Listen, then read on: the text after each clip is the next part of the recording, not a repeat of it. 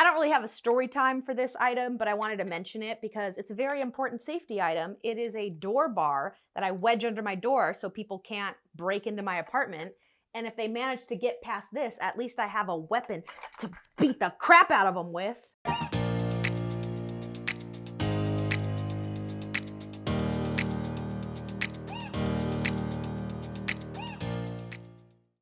Hi everyone, welcome back to my channel, or welcome to it. If this is the first time you're seeing my face, thank you for clicking on it. My name is Jacy and I like to do story times on this channel. I also like to do Storytime Snippets, which are basically just mini little story times all within the same theme compiled into one video.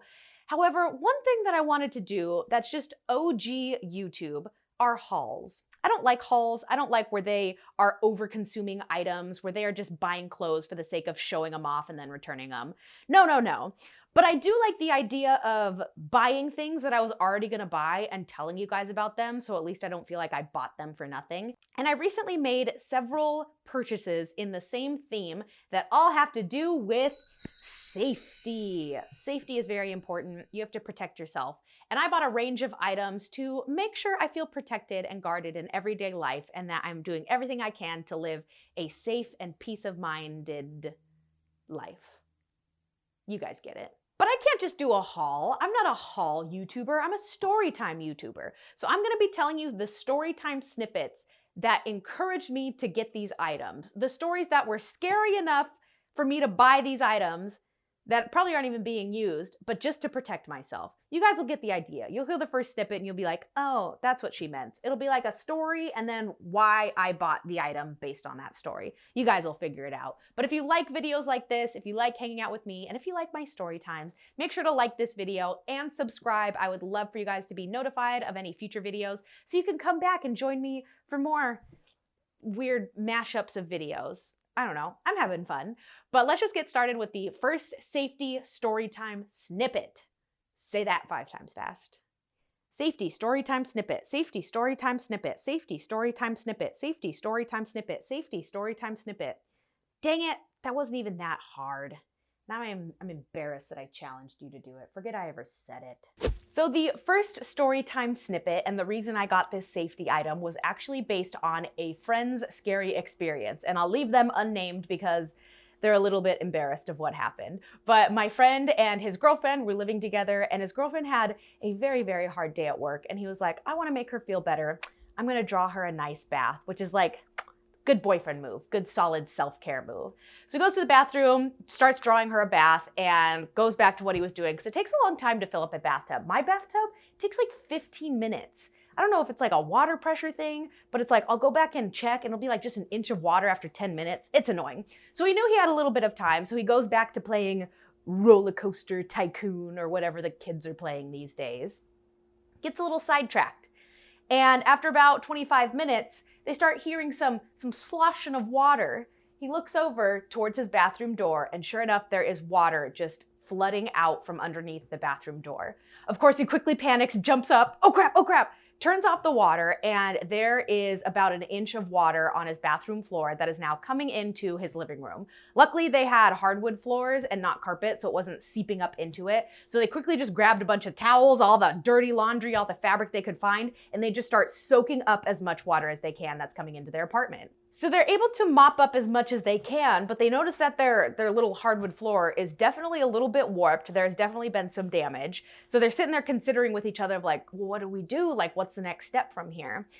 So they wait a day or two, and sure enough, they get a call from their landlord because there was water damage, not only in the apartment below them, but in the apartment below that apartment below them. You follow? You follow? Basically, the flooding had flooded down 2 apartments worth. Now, the apartment directly below them, I guess, was not there this weekend, and so they weren't there to notice that their ceiling was raining. However, it was the apartment below them that was actually calling the landlord, being like, hey, we're noticing some weird brown spots in our ceiling, and either a pipe burst or something is going on, but you need to come check this out. The landlord came, took a look, and was like, oh yeah, there's flooding going on. Let me check the apartment above you. Goes to that apartment. They're like, well, they're not home, but there's water coming from the apartment above them. So sure enough, they give my friend a call and they're like, what'd you do?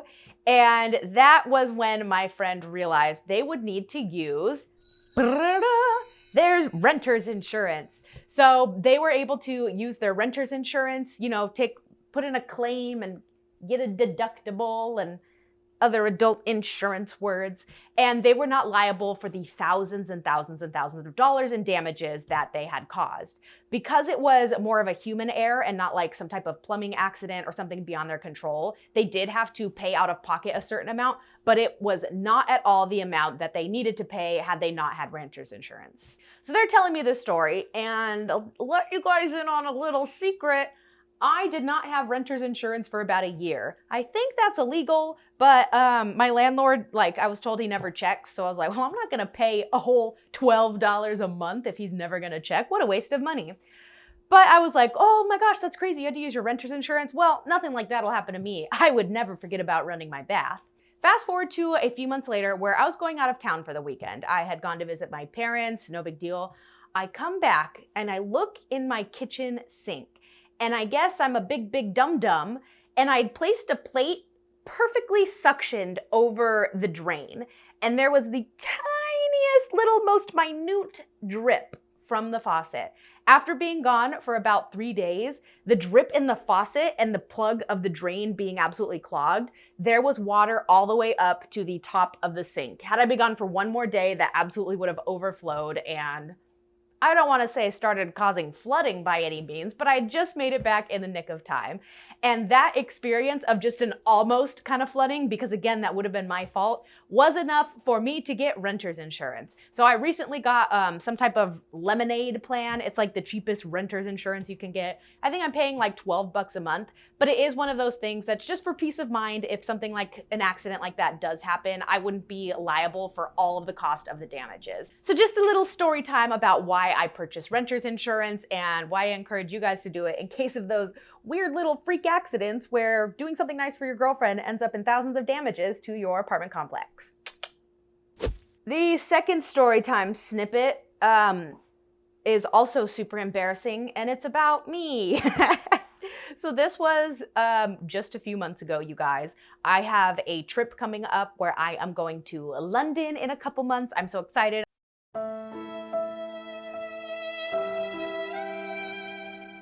I have never been abroad, so I've been planning this trip for a very long time. And I was looking into it and I was like, oh, maybe I should invest in one of those global entry passes. So what global entry is, it's basically like TSA pre-check for international flights. I would love to start traveling more. And I'm like, oh, if this global assist is good for 5 years, it's basically like cutting the line anytime I take a trip. So I might as well invest in that and go ahead and do that. So I just Google like global assist, the site pops up where I have to do my application. So, you know, I fill out like my name, my passport information, my address, phone number, that sort of thing. I pay 150 bucks and they said, okay, we'll let you know when your application is approved and then you could come in for your interview. And I was like, oh man, I have to get interviewed. I didn't realize it was something like going to the DMV where they have to make sure I'm not going to be a global threat if I'm traveling internationally. So I was like, all right, I guess I'll wait for that email. So a few weeks passed and I never got the email saying that I was approved, but it was a government document. You know, it's kind of like getting a passport type of thing. These things do take time, so I didn't really think much of it. But I was talking to my friend and my friend's mom, who I will be going on this trip with, and she was saying, oh, I just applied for my global assist. And I was like, dope, me too. She was like, yeah, mine was like 200 bucks. I was like, 200 bucks? You got ripped off. Mine was 150. And then my friend looks at the both of us and he goes, you guys, it's only $100. What are either of you talking about? And we're like, what are you talking about, sir? So we tell his mom, we're like, pull up the site that you looked it up on. Pull up the site that you applied on. She tippy taps on her keyboard, pulls it up, and we look at her and we're like, oh my gosh, Barbara, this is a WordPress site. This is not a government site. I don't know what you did, but you just gave all of your very important information to some WordPress poorly made, man-made site. Although all sites are man-made.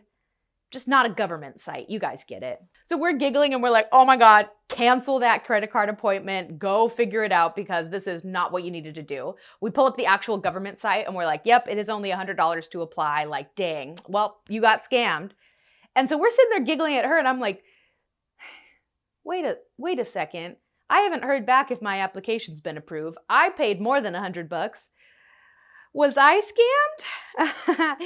Yes. I go home and I look up the site that I had applied on, and sure enough, it was another like Wix site.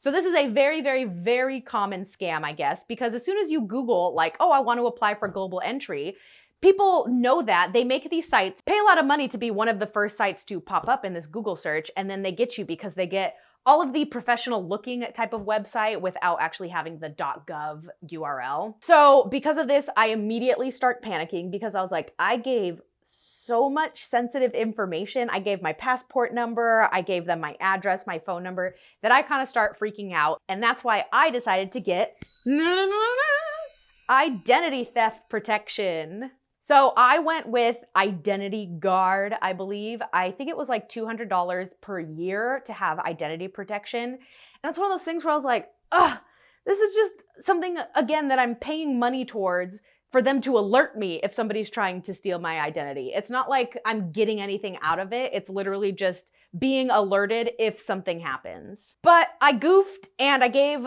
some website everything about myself that they could absolutely sell my identity on the black market. But because I did that, I did figure it was worth it for at least a year to get this identity protection and make sure that somebody isn't going and tarnishing my good name, taking all the money out of my bank accounts and getting a beach house in Tahiti all in my name. No, we're not gonna let that happen. And I guess I know it's working, sort of, because recently I got cornered at an airport where they're like, hey, would you like to cut the line of TSA? And I was like, that sounds great, thanks. And like, first you have to sign up for this Clear Pass. Here, fill out all this information. And then I was already suckered in and I was like, man, I guess so. Well, it's just a free trial. I can cancel after I cut the line right away. And so with that, they had to like scan my passport, scan my retinas, like again, just put myself fully on the grid. I could never commit a murder. I am way too on the grid. They have my fingerprints, my eyelids, my hair, everything about me. I could never get away with a crime at this point. But as soon as I applied for whatever pass this was at the airport, I got an alert saying, somebody just used your sensitive information. Was this you? And I was like, uh-huh. So that's how it works. It was me. Thanks. Send. So that's the reason I recently got identity protection. So don't even think about trying to take over my personality and my identity. I'm covered, bitch. Sorry. I am losing the light today, so I might have to finish up filming tomorrow. So if you see me with my hair and makeup changed, don't be alarmed, guys. It's still me. My identity wasn't stolen. I just look different, I promise. But before I get into the next snippet, make sure you guys are following me on social media. I am on Instagram, Twitter, and TikTok. I like hanging out with you guys. And if you like me, you can follow me on all those other social media platforms.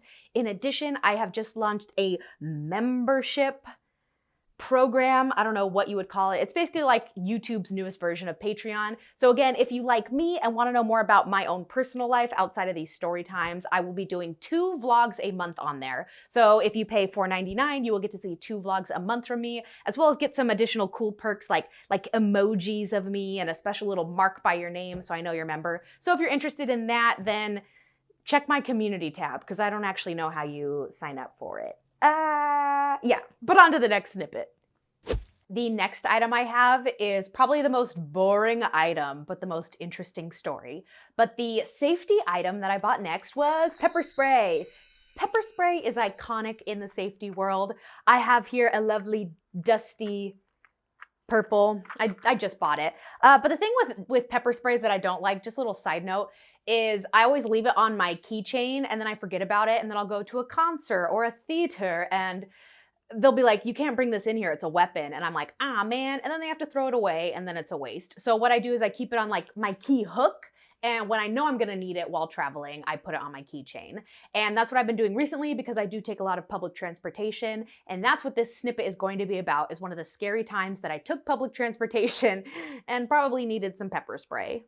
So back when I was in college, I was commuting to school, and that involved taking 3 trains. And one of the trains was the Metrolink, which is a long-form heavy train. So it goes longer distances. It lasted for me an hour and a half. It's a little bit more expensive. I did a Storytime Snippets video about my run-ins with the law, and I talk about how I got a pretty hefty ticket for not paying my fare. So yeah, that's on me. But how it would work is when I'd go home from college, it would actually be pretty late at night because I'd be at school all day. I'd take my little subway into 7th and Metro, take another subway into Union Station, and then you kind of just have to camp out there for a little bit because the Metrolink, It only leaves every hour and a half, so you kind of have to wait there and then take your train home. So I remember I arrived at Union Station about a half hour before my train was going to arrive, and I was going to be taking the 11 p.m. train. And this train is really not busy because it's the tail end of the night. You know, everybody's already home and done from commuting.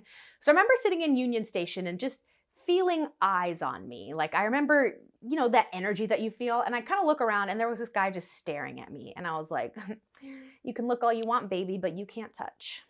That was weird. So my train comes, I board my train, and I go to the quiet car. I always go to the quiet car because I like to take a little nappy time. I take a little nap time. And I remember he was kind of behind me. And again, this train is not very busy at night. So much so that I hop in the quiet car and there's nobody else in there. I walk down the first aisle and it's a 2-story train car. And I go up to the second level and find a seat like somewhere in the middle. This man follows me and comes up behind me and sits in the row in front of me. And thank goodness that he at least sat in the row in front of me because then I could have an eye on me. But again, I am 18 to 20 years old at this time. I am a student with a backpack on. I am alone in a train car with this singular man in front of me. So right away, my heart just kind of starts beating and I'm like, okay, stay calm, like it's fine. If he tries to talk to you, like don't say anything, try not to make him angry. You know, that's already, I'm in a terrifying predicament. So my solution is, I think of this all the time, is that, you know, you either fight or flight. But I always think there's a third option, and that's to play dead. So what I did is I covered my eyes and I leaned up against the window and I pretended to fall asleep. Now, my heart was beating way too fast that I could not actually fall asleep, but I just leaned my head against the window and played dead for about 45 minutes. So that's when it got extra creepy. And I never told this story to my parents because they probably would have been like, that's it, you're not taking the train anymore, because this was it could have been way worse than it actually was. I'd like to, you know, preface this by saying luckily nothing happened, but just understand my mindset at this time was absolutely petrified. So after about 45 minutes, I kind of have to peek and be like, okay, where am I? How close am I to my stop? I knew I was about an hour away from home. And I knew that this man was still sitting in front of me. So I kind of like wake up and I check my phone and he turns around and he says, "Good morning, sunshine." And I was like, if that's not some Hannibal Lecter shit, I don't know what is. But this man just goes, "Hey, like, where are you headed?" And I was just like, "Oh, I'm going home to my boyfriend." Like, I lied. I was going home to my parents, but I wanted him to think that I was going home to like a big, strong man. And he said, "Where are you getting off?" And I was like, that's what you're going to lead with, is like, so where can I come to murder you? Are you insane? And again, I am just a kid at this time. I am trying not to panic and show that I'm scared. I'm just more playing aloof, but also, of course, not giving him the information and just trying to be rude. And I was just like, oh, you know, and I told him a couple stops sooner than where I was actually getting off. And he tries talking to me and he's asking like, oh, so where do you go to school? Like trying to be nice as if the whole thing wasn't the creepiest, most terrifying thing ever. And that's where I start to stand up and I fake a phone call. So I pull out my cell phone and I was like, hey, no, I'm almost home. Oh, you're at the train stop? Oh, okay, cool, awesome. I'm like one stop away. And because right then and there, I realized this is a dangerous situation. I'm alone in a train car and there could have been people in the first row beneath me at this point, because, you know, other people get on the train. But I was like, I need to get out of here. I need to get out of this situation. This is way too dangerous. So I was like, nope, my stop's coming up. Like, oh yeah. And so at this point, I'm just ignoring him because I'm like, I'm on the phone. Sorry, I can't talk to you. I'm on the phone. And I stand up, I grab my stuff. And while I'm on this fake phone call, he's like, wait, I didn't get your name. And I'm just like, oh my God, get downstairs. So I get downstairs and luckily there were more people down there that I was able to kind of sit in that area. So as I go downstairs, luckily he didn't follow me because I had all my eyes on the exits. But what I had to do was, as soon as the next train stop came, again, it was not my stop. I got off the train, I'm still on the phone, and I look up and I see that he's still kind of looking at me, but he didn't follow me by any means. And I was like, okay, good. However, that wasn't my stop. So what I had to do was I quickly kind of like jogged to the first car. So just a little safety tip for anybody out there. The very first car is always the safest because there's at least the conductor on board. There's at least somebody where if you're getting attacked, you can go bang on the door and they can call for help. So I kind of went and I jogged and ran to the very first car and made sure that he didn't follow me, but also made sure I was as close to that conductor as I possibly could have been. Doors closed and he didn't follow me, thank goodness. So that was the situation where I was like, I need to get some personal defenses. I need to get something that I can feel safe or I can at least have my finger on in case he tries to pull something. I'd be like, ha! gotcha bits, zap zap, with some pepper spray. So that's why I wanted to tell this story, because public transportation can be kind of sketchy. I don't think I was very smart about it until that very situation where I was like, yeah, I should probably sit near other people and not completely isolate myself as an 18-year-old on a lonely, isolated train car. Oops. But carry pepper spray, be smart, don't talk to strangers, and don't let people follow you onto isolated train cars. So that's that snippet. The next snippet, or item, I guess, we're gonna do a little, let me hide my address, a little unboxing because I just bought it. Oh my cats. Nice! I bought these cool light up slap bracelets. What is the technical term? Rechargeable LED slap wrap. Pretty close. So what these are they're basically just light up bracelets. So when you're out and about walking or running at night, cars and other pedestrians can see you. So the quick snippet story time for this, it actually happened last week, which is what necessitated this purchase. But you know, daylight savings times just sucks, you know? I thought I voted against that, but they still haven't even changed it. So rude, but it gets dark so early. I'm not even done with my workday before it's pitch black at night. So I like to take some nightly walks every now and then. You know, I need to decompress, I need to get my exercise, get my 10,000 steps in, but it's nighttime. And this happened last week, but it also just happens all the time. But I put on my little hoodie, I put on my sweatpants, my shoes, and because it is still wintertime, it is kind of cold.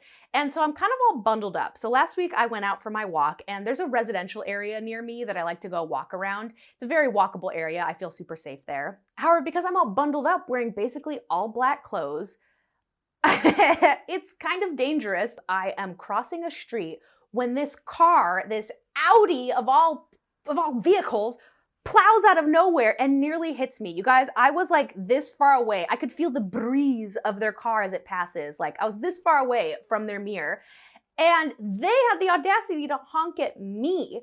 I like flipped them off and I was like, hey, I'm walking here. Like, actually, I probably did say that. I was like, dude, what the hell? Like, I'm in the middle of the crosswalk sort of thing. And he starts honking at me because to him, I'm walking at night. I wasn't looking for cars necessarily, but he also just didn't stop for the stop sign. He didn't see any dogs being walked. He didn't see anybody in any brightly colored clothes. That this guy almost straight up hit me. I almost got a sweet settlement and a concussion just for going for my nighttime walk. And so that's when I realized, okay, I need something a little bit more safe. However, this is like probably the least story-timey of all the story times, but I really wanted something like that's gonna illuminate, and my dad gave me like a goofy reflective jacket, and I was like, Dad, I look like a construction worker / YMCA impersonator. I'm not wearing that on my walks. Other people have cool like glow sticky kind of things, and I did find some other slap bracelets, but I found that they die after a while and then you throw them away, and I was like, that's kind of wasteful. So these were a little bit pricier, but they're rechargeable. And so that was more important for me, for the environment, to kind of have something that would be everlasting, that I can continue to recharge and be able to use. So, oh, it's only one? I thought it'd be a 2-pack. Oh, it's only a 1-pack, and it didn't come with a charger. So, you know, pros and cons, people. Let's try it out though. Ready? Ho-ho! Safety first, everyone. So make sure you're illuminated when you go out for walks. Otherwise, Audis are going to have to pay you $100,000. So maybe don't be illuminated. No, you guys be safe. Don't listen to me. I don't know what I'm talking about. On to the next snippet. The last Storytime snippet and safety item is again inspired by another friend's experience because it was enough to scare me. It is about driving in Los Angeles, and driving in Los Angeles sucks ass. It's terrible. People are so angry, so impatient. They're honking at you 0.2 seconds after the light turns green. They're merging from the left lane all the way to the right lane without using a blinker and with no regard for human existence because they don't care who they take out with them as long as they make their exit. Everybody is just so impatient. Nobody thinks that anybody else is going anywhere. It's just that their travel plans are more important than everybody else's, so they can break all the rules, break all the laws, as long as they get to where they're going. It's bad. So there's kind of two little Storytime snippets with this, but I had one friend who was just driving on the freeway, and it was not during rush hour, so there weren't too many cars around, no big deal. This one little tiny little sedan cuts them off in the middle of this, again, not very crowded freeway, goes right in front of them and brakes super hard. to the point that my friend goes and rear ends this person. They pull off to the side and he gets out of his car and he was like, dude, you cut me off and you broke right in front of me. What's going on? And the guy's like, wow, man, you rear-ended me on a freeway. Ooh, this is going to cost you a lot. Oh, my neck. Oh my God, I can't move. Oh my God, I'm paralyzed. And you just totaled my car and you owe me $15,000. Unless you want to give me $3,000 right now and we just don't even get insurance involved. We don't even talk about this. Just Venmo me money real quick. That's my friend realizes, oh, this is one of those infamous insurance scams. So if you haven't heard about these, it's just a way for people to get quick cash. They drive a junky car. They try to get you to crash into them and settle outside of insurance so that they can just make a quick buck and drive away. I'll come back to this story, but the second story was I know somebody else, just a mutual friend. I don't want to call him a friend. Somebody I know, but I heard this story, was they were driving around in a residential area and they came up to a crosswalk. So they go to the crosswalk, they stop, and this woman, you guys have probably seen other viral videos like this because I don't want to say it's common, but I've seen it before, where a woman walks up and kind of just like throws herself onto the hood of their car, acts like she had just gotten hit and just starts screaming, being like, my leg, oh my God, I need to use a wheelchair. This man just hit me. He hit me. Did you guys see it? Oh my God, I can't move. And then the driver is like, again, stopped at this crosswalk going like, what the hell? Did anybody else see that? She just threw herself onto my car. Are you kidding me? Luckily, both of these two people from these stories had the very important safety item of a dash cam. So the friend who rear-ended that one car on the freeway was like, all right, let's do it. No, let's call the cops. Let's get insurance involved because I have a dash cam.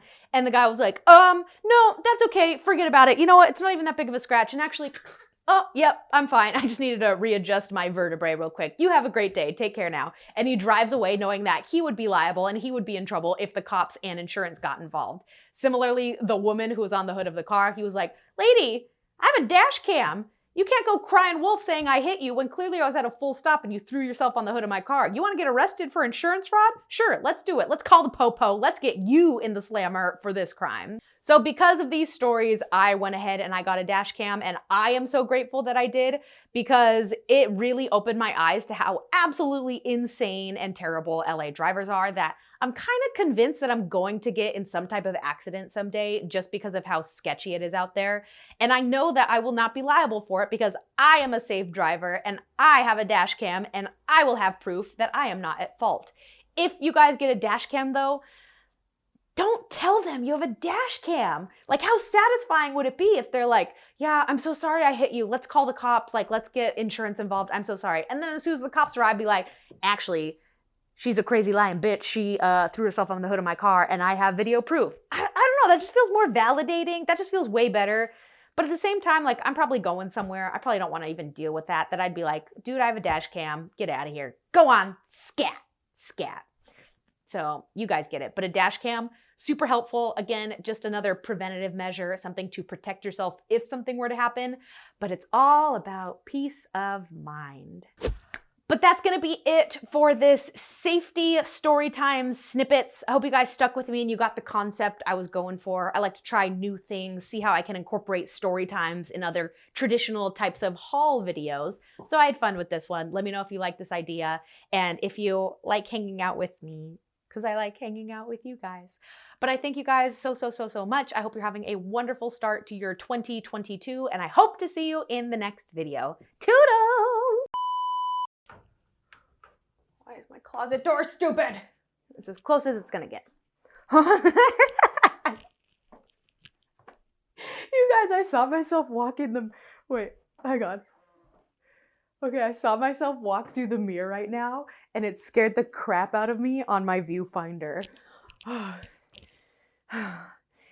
was scary.